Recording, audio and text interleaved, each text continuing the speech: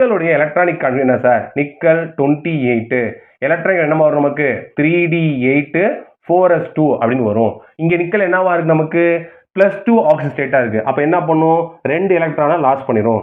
அப்ப நிக்கல் 2+ உடைய எலக்ட்ரானிக் என்னமா நமக்கு 3d8 அப்படின்னு வரும். அப்ப அது எப்படி ஃபுல் ஆகுதுன்னு கவனிங்க.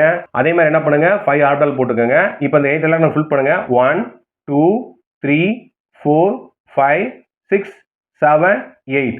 அப்ப என்னவா இருக்கும் 4s வந்து 0வா இருக்கும். சரிங்களா? அதே மாதிரி 4p என்னவா இருக்கும் நமக்கு 0வா இருக்கும். இப்போதைக்கு நீங்க எழுதிக்கங்க, பின்னாடி உங்களுக்கு இது யூஸ் ஆகும். சரிங்களா? நேச்சர் ஆஃப் லிகாண்ட் வந்து என்ன சார்?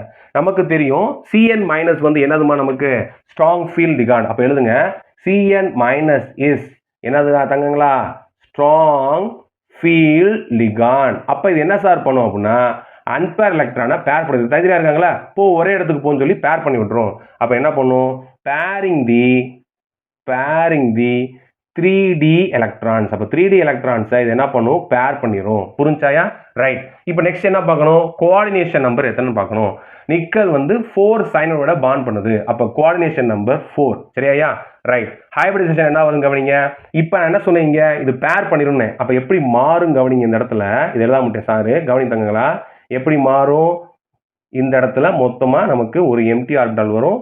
இங்க 4s0 இருக்கும், இங்க 4p இருக்கும். அப்ப 3d8 இது 4s இது 4p-ஆ இருக்கும். சரிங்களா? ரைட்.